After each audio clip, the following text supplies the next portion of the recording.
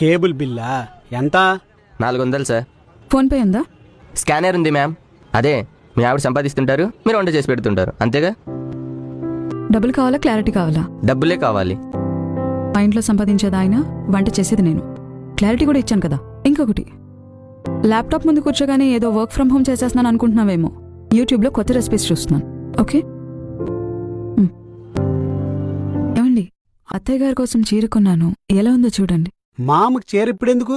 మా అమ్మ ఇప్పుడు ఒక మాట అనేది, నేను సంపాదించిన ఫస్ట్ శాలరీతో తనకి చీర కొనివ్వాలని. ఇవ్వగలిగినా తీసుకోవడానికి తను లేదు. నాకు అమ్మైనా అత్తైనా ఆవిడే.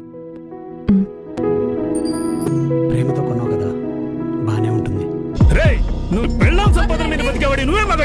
ఆయన మా ఇంటికి వచ్చి రామొగుడి మీద అరుస్తావేంటి నువ్వు? నీలా నాకు నీ మీద హక్కులున్నాయి. నేను చెప్పినట్టు నువ్వు వినాలి. అలా అయితే మా అమ్మ కూడా వాళ్ళ కనవాళ్ళు చెప్పినట్టు చేయాలి కదా. నువ్వెందుకు దాన్ని కంట్రోల్ చేస్తున్నావు? నీకు నచ్చినట్టు మీ ఆవిడ ఉంటున్నప్పుడు మా ఆయనకి నచ్చినట్టు నేనుంటే తప్పేంటి? మీరెప్పుడైనా మీ అబ్బాయిని నువ్వేం అవ్వాలనుకుంటున్నావురా అని అడిగారా? బలవంతంగా చేప నేల మీద పడేసి ఇదమంటే ఏమెత్తుంది మావయ్య? ఆయన కూడా అంతే. పాపం మావయ్య, ఆయనకి ఇష్టం లేని పని చేయలేక, అది మీతో చెప్పలేక సతమతం అయిపోతున్నారు. పిల్లల ఇష్టాల్ని తెలుసుకోపోయినా పర్లేదు, కానీ మీ ఇష్టాల్ని పిల్లల మీద రుద్దదు మావయ్య.